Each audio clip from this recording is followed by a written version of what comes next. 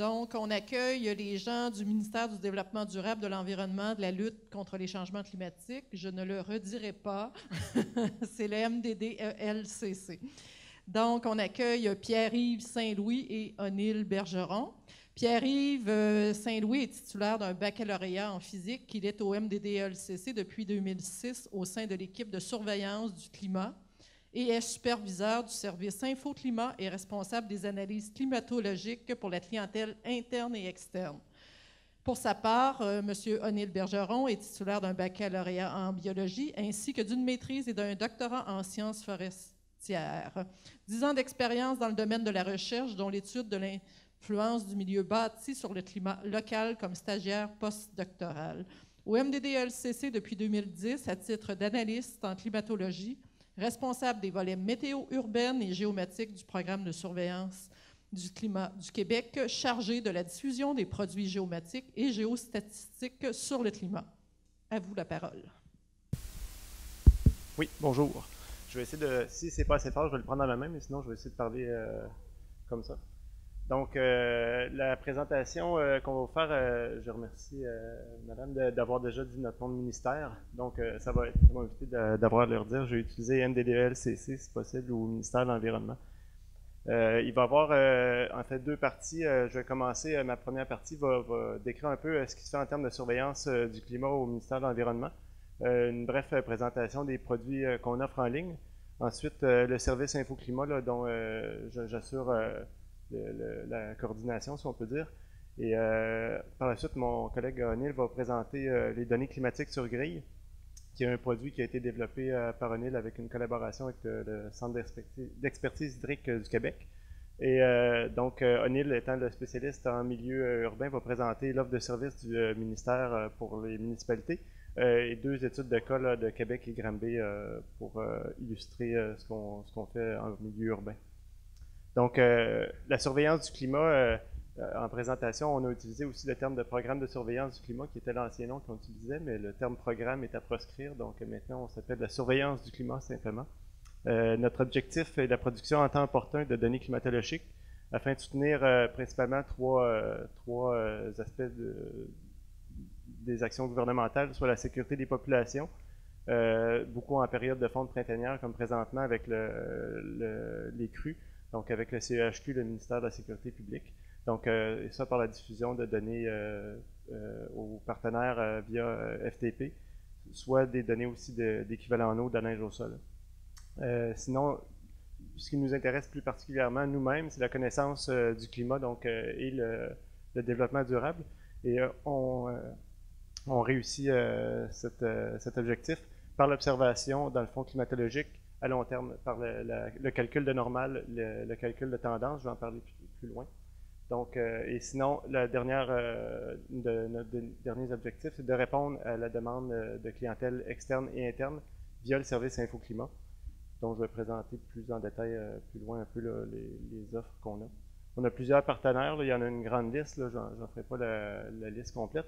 Entre autres, je vais juste mentionner le Centre d'expertise hydrique, comme je l'ai dit tantôt, qui est pour les produits sur grille, puis en fait, pour un grand nombre, il y a une bonne collaboration entre nos deux équipes, étant donné qu'on est au sein du même ministère.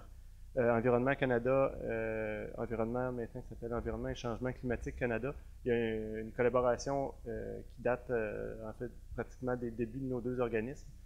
Sinon, il y a le Réseau météorologique coopératif du Québec, ce qu'on appelle le RMCQ, qui est un regroupement en fait des producteurs de données de stations automatiques du Québec qui se sont regroupés au début des années 90 pour se partager les données pour leurs besoins respectifs. Donc, ministère de la Sécurité publique, je l'ai dit, Université Laval et d'autres collaborations. Maintenant, si on rentre un peu plus dans le détail de ce qu'on fait, nous, la surveillance du climat au ministère de l'Environnement, on a un réseau de stations de deux types principalement, des stations climatologiques et météorologiques, des stations niveaumétriques. Les stations climatologiques, météorologiques, elles-mêmes sont de deux types. On a des stations avec observateurs. Les stations avec observateurs, c'est l'historique de ce qui est fait en météorologie et en climatologie depuis le début des mesures, depuis que les gens s'intéressent au climat avec un aspect scientifique. Donc, c'était des observateurs, il n'y avait pas d'instruments automatiques, les gens avaient un thermomètre, avaient un récipient, mesuraient la pluie. Donc nous, on a encore cette particularité-là. Ça se fait plus beaucoup, mais nous, on a un très grand réseau de stations avec observateurs, 235 observateurs. Donc, ils mesurent la température, les précipitations, la neige au sol. Une autre chose qui est intéressante, c'est les phénomènes d'hiver. Donc, est-ce qu'il y a observé de la grêle, de la foudre, des choses comme ça. C'est fait 2 fois par jour, 365 jours par année, donc ça prend des gens très disponibles. Ils nous transmettent leurs données de façon quotidienne. Donc, 2 fois par jour, on reçoit les données. Les données, je vais en parler plus tard, sont validées. Pour faire fonctionner tout ça, il y a 3 techniciens qui se promènent sur le terrain à longueur d'année et 2 techniciennes en validation qui font la validation des données.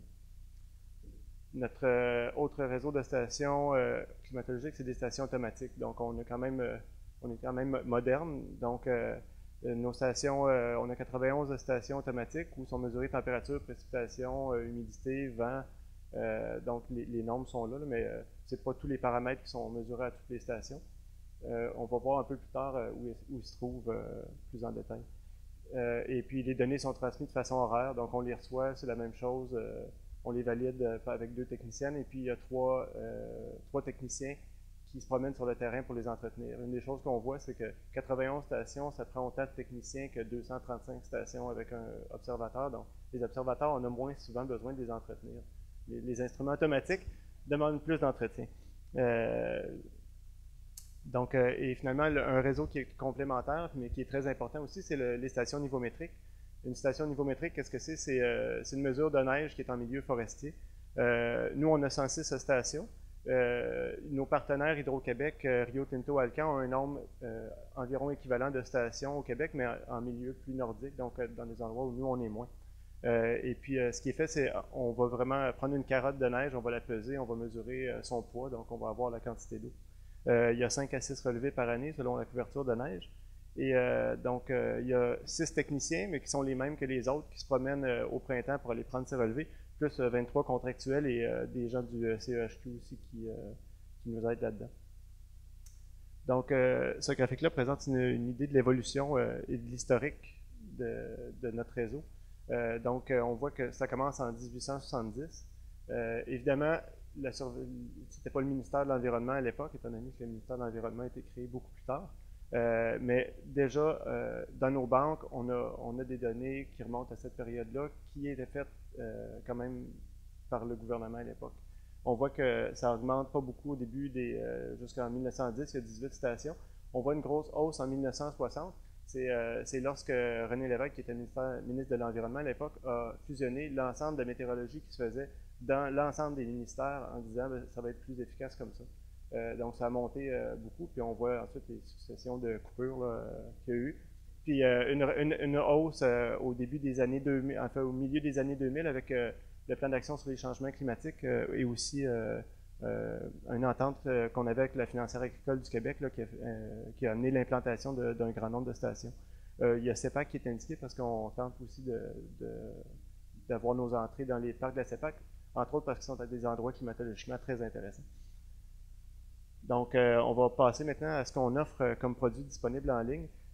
L'ensemble de ces produits-là, c'est somme toute assez récent. C'est toutes des choses qui ont commencé en 2012. Donc, la première chose qu'on a faite en 2012, c'est rendre disponibles les données quotidiennes de notre réseau des 2 dernières années.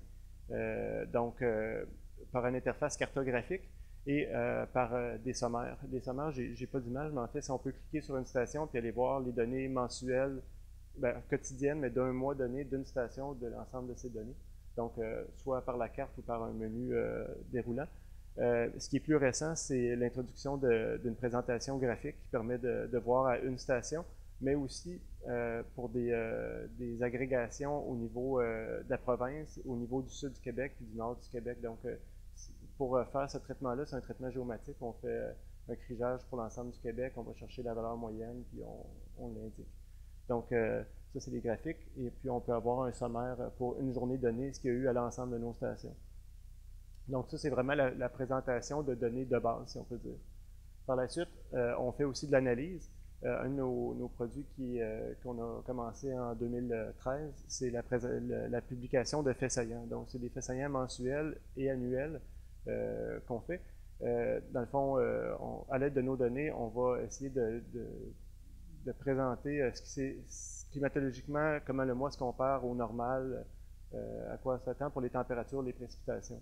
Donc, entre autres, ça permet de classifier est-ce que notre mois, pour les températures, est-ce que c'est un mois qui est extrêmement chaud, extrêmement froid, un mois qui est dans les normales.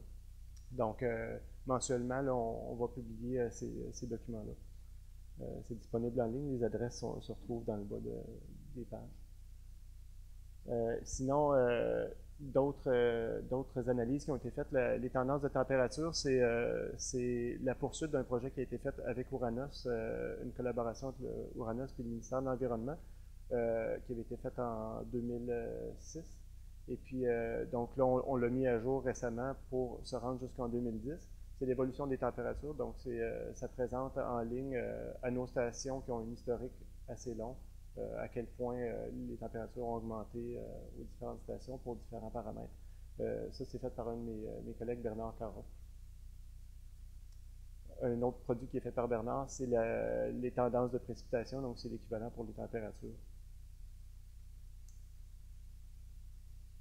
Sinon, un produit qui est fait par ma collègue Julie Drapeau, c'est le calcul des normales climatiques à nos stations. Donc, l'ensemble des stations, à l'ensemble de nos stations, on va calculer les normales de la période 1981, qui est la période climatologique standard. Les données sont disponibles aussi sous format tabulaire, donc c'est possible de les consulter en ligne.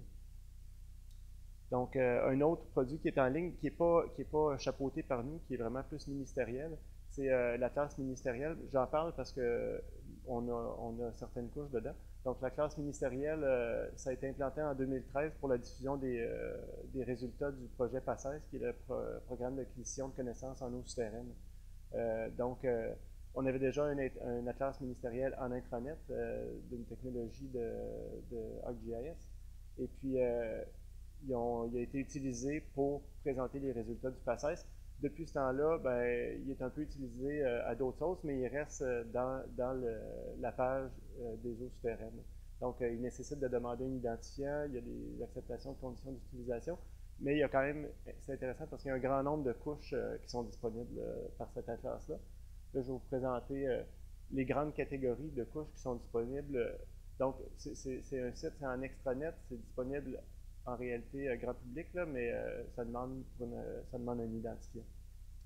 Et pour ce qui est des couches en milieu atmosphérique, dont on a accès, dans le fond, à la localisation des stations, il y a un curseur temporel, c'est-à-dire qu'on peut demander quelle station était ouverte en 1940, puis il va nous les présenter. C'est possible de faire des requêtes pour extraire un shapefile ou d'autres types de fichiers là, de ces données-là.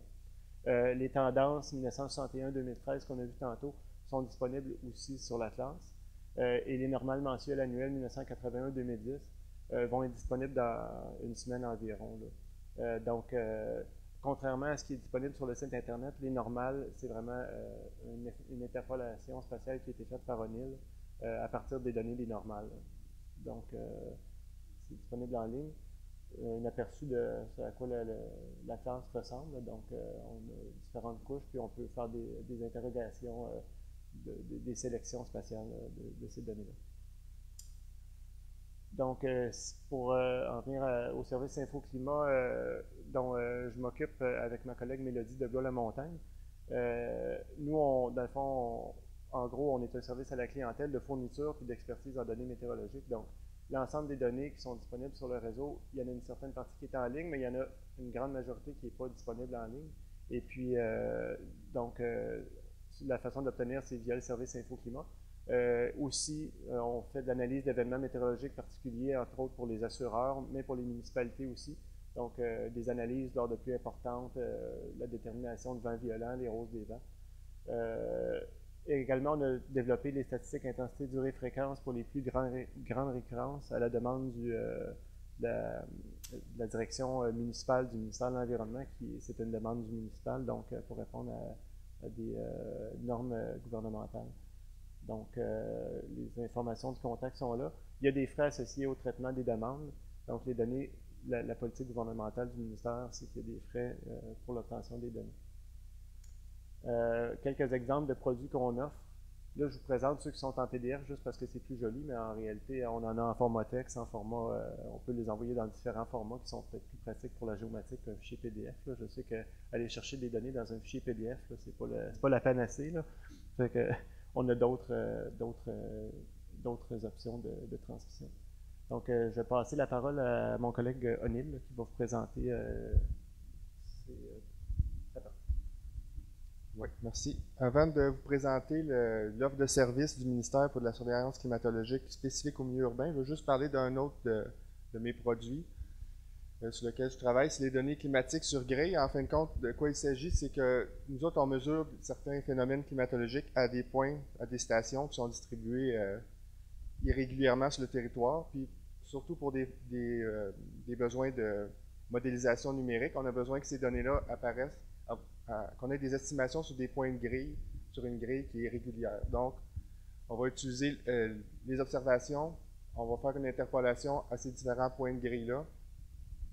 Puis c'est ça c'est le produit qu'on a développé et qu'on fournit directement aux personnes qui en ont besoin, dont le CHQ pour des prévisions, pour des modèles hydrologiques. Donc, on a utilisé une méthode d'interpolation par crigeage parce que c'est une méthode probabiliste, donc on est capable d'avoir une idée de l'incertitude sur l'estimation à chaque point de grille. Pour l'instant, on travaille avec une grille, une résolution de 0.1 degré, mais on veut raffiner la résolution. Comme je l'ai dit, en fin de compte, ce produit-là, c'est un intrant pour des modèles numériques, surtout hydrologiques, puis on utilise un format qui est standard, le format NetCDF. On a deux produits sur grille, c'est-à-dire les grilles climatiques quotidiennes, puis on a aussi les mêmes informations au pas de temps 3 heures.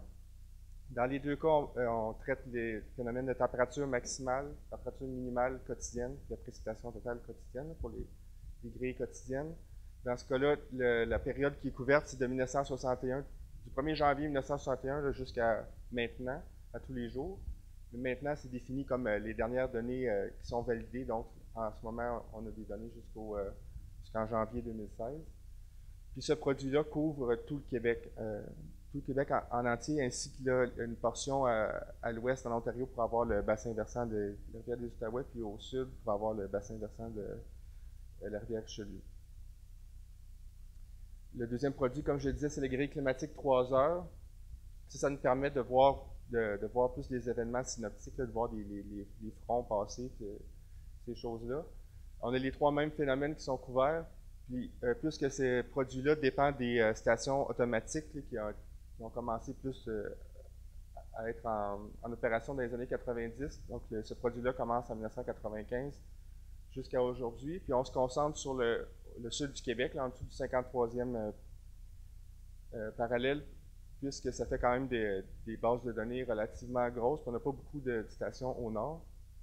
À titre informatif, les grilles quotidiennes, c'est 1 gig par année à peu près. Puis les grilles 3 heures, c'est 2 gigs par année de données. Donc, on fait face à une certaine problématique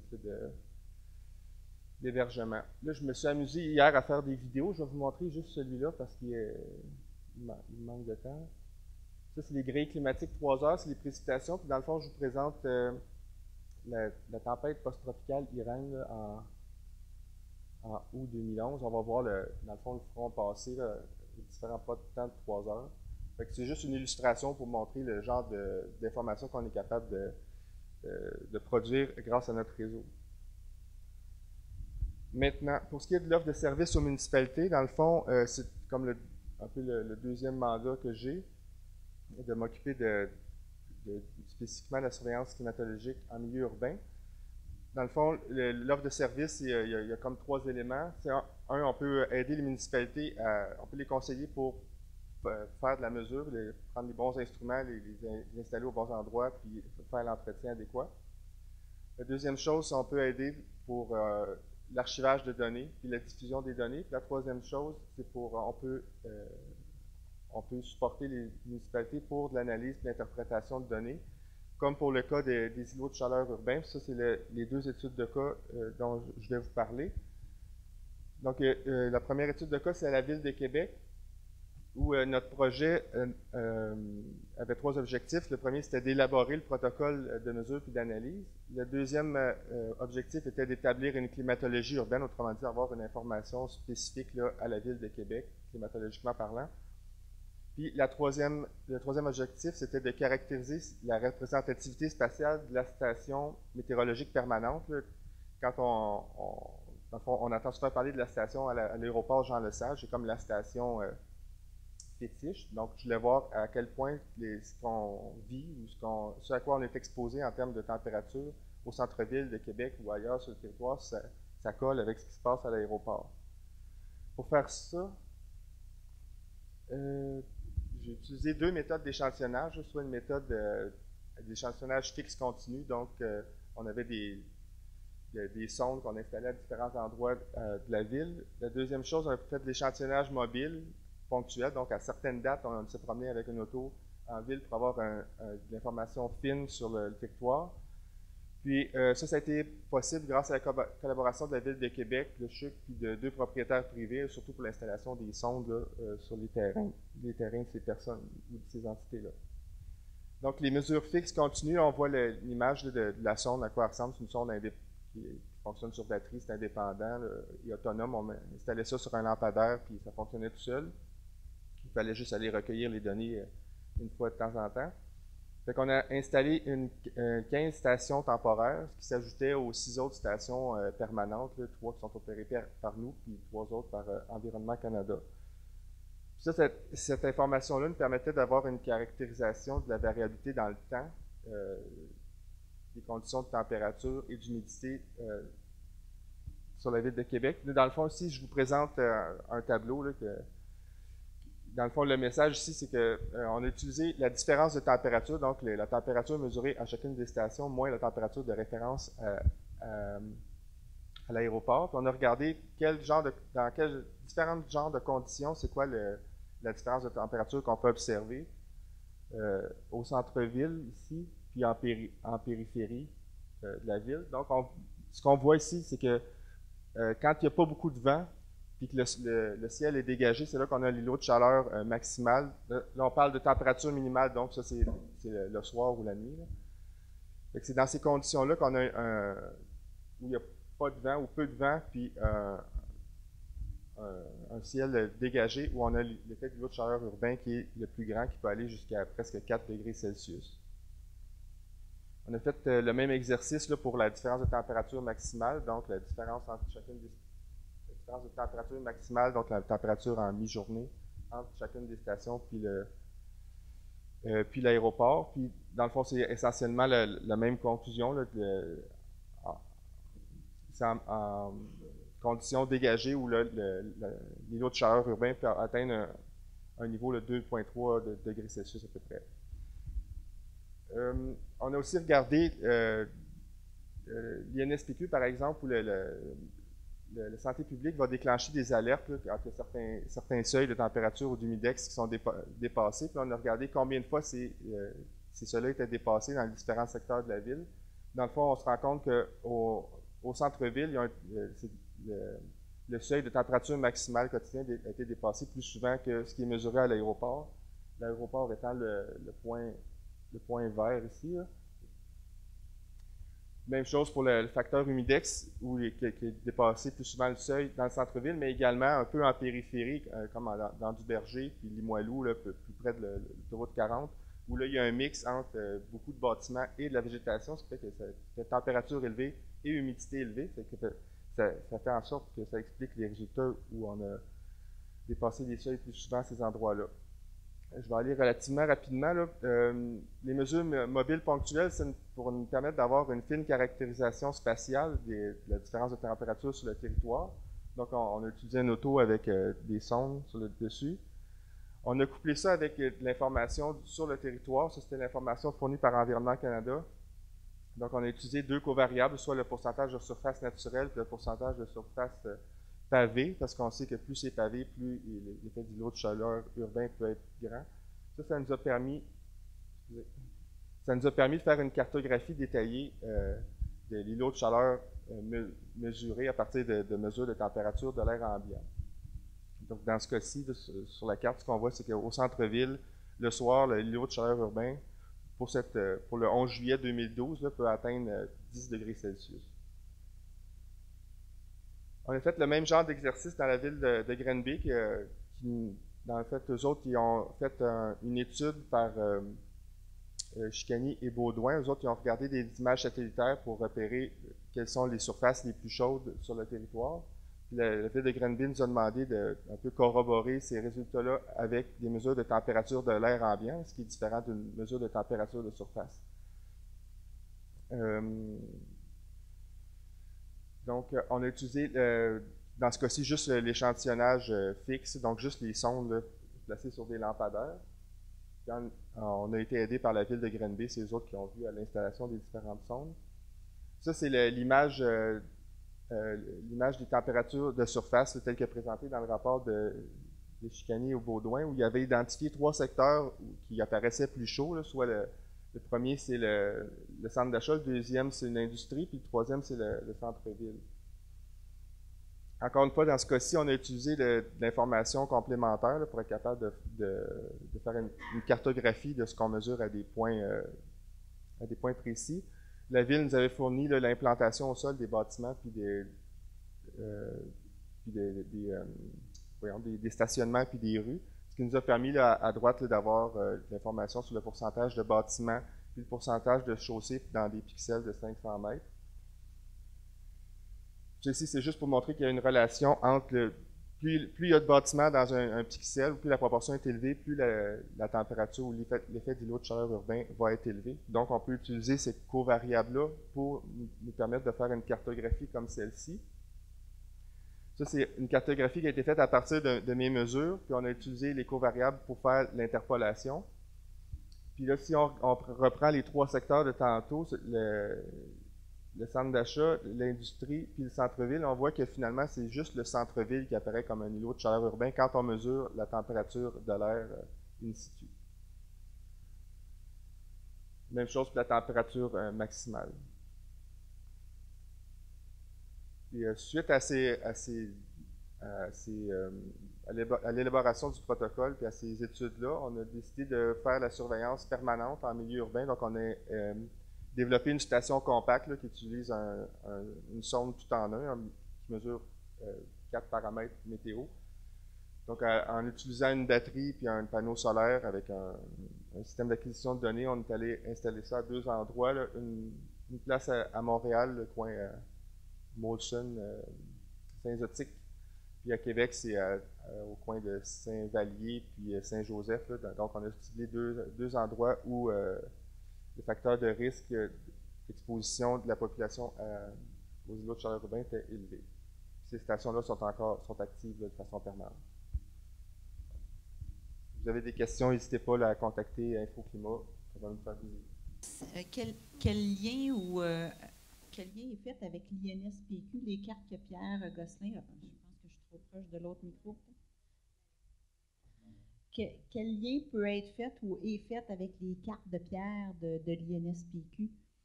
Est-ce qu'il y en a? Est-ce que ces cartes-là ont été, par exemple, superposées avec ces cartes pour voir différents résultats? Oui, dans le cas de la ville de Québec, le rapport, d'ailleurs, est en ligne là, sur notre site web.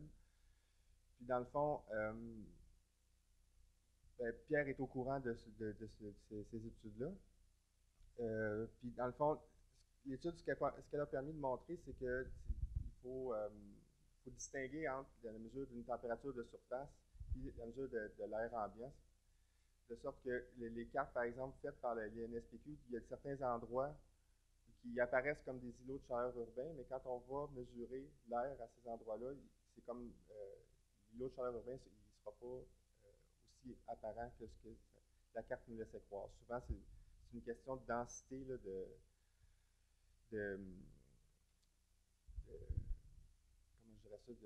surface là, propice à ce qu'il y ait des îlots de chaleur urbain. S'il y en a juste seulement quelques-unes éparpillées qui ne sont pas très denses, bien, ça ne fera pas en sorte que la température de l'air va être réchauffée de façon significative.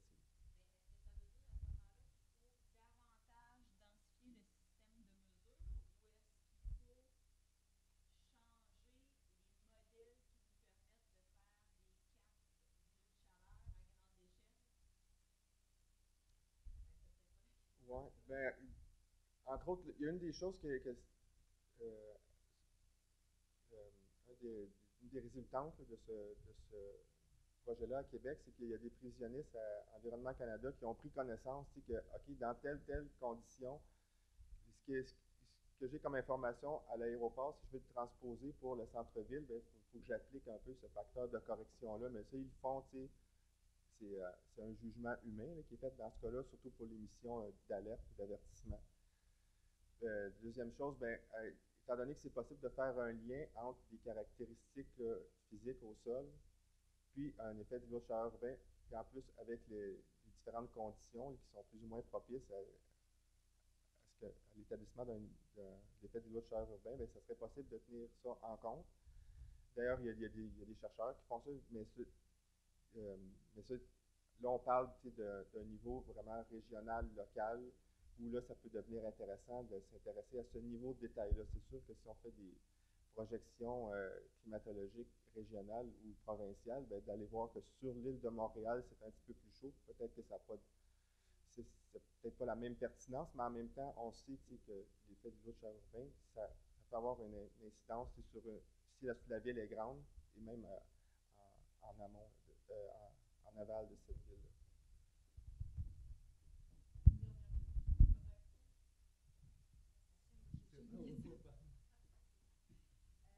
J'en avais plusieurs, là, mais en fait, c'est quand même assez rapide, je pense. Le 500 mètres pour vos îlots de chaleur, vous l'avez déterminé comment? Arbitrairement. OK, parfait. C'est quand même assez arbitraire. Là. Vous auriez peut-être eu l'interpolation, vous avez utilisé quoi? Le crigeage aussi? Ouais, dans ce cas-ci, c'était du co-crigeage. C'est un autre des avantages du crigeage. Ça nous permet d'incorporer des covariables qui vont venir un peu moduler l'estimation qu'on fait entre les points de mesure. OK. Puis vos points de mesure étaient suffisamment, je voyais qu'il n'y en avait pas beaucoup. Là. Vous aviez réussi quand même à avoir un semi-variogramme acceptable. Oui, tout à fait. Super. Puis, moi, j'ai participé au projet PACES directement, à 2 projets PACES. Puis, justement, les données de température min, température max, les dernières que nous, on avait accès, c'était 2011. Je m'étais informée de voir si éventuellement il allait avoir une mise à jour, là, qui allait être continue dans le temps. Mais là, ce que j'ai pu constater, c'est qu'effectivement, vous continuez à faire les mises à jour des interpolations au niveau de la province, de température min, puis température max, puis des précipitations. Oui. Vous utilisiez les normales ou des données quotidiennes? On utilisait vraiment l'interpolation que le CHQ avait fait. Okay. Oui, c'est justement les données sur grille. C'est une suite de ce que le CHQ faisait. Mm-hmm. Là, c'est nous autres qui avons rapatrié ça, puisque c'est nous autres qui connaissons mieux nos données. Puis oui, les données sont disponibles jusqu'en 2016. OK, c'est intéressant. Février sera produit Puis c'était des 0,1 degrés, donc environ 10 km par 10 km. Mais là, tu mentionnais tantôt qu'on pouvait avoir quelque chose de plus précis. En fait, c'est dans les prochaines versions, le produit va être amélioré. Là, on a fait une première version qui ressemblait à ce que le CHQ faisait, mais avec une valeur ajoutée parce qu'on est certain de la validation des données qu'on utilise en arrière. Les prochaines étapes, c'est d'utiliser plus de données, des données partenaires, surtout au moyen Québec. Là. Puis une autre étape après, c'est raffiner les méthodes d'interpolation, puis raffiner la résolution. Mais ça, on parle dans quelques années d'ici.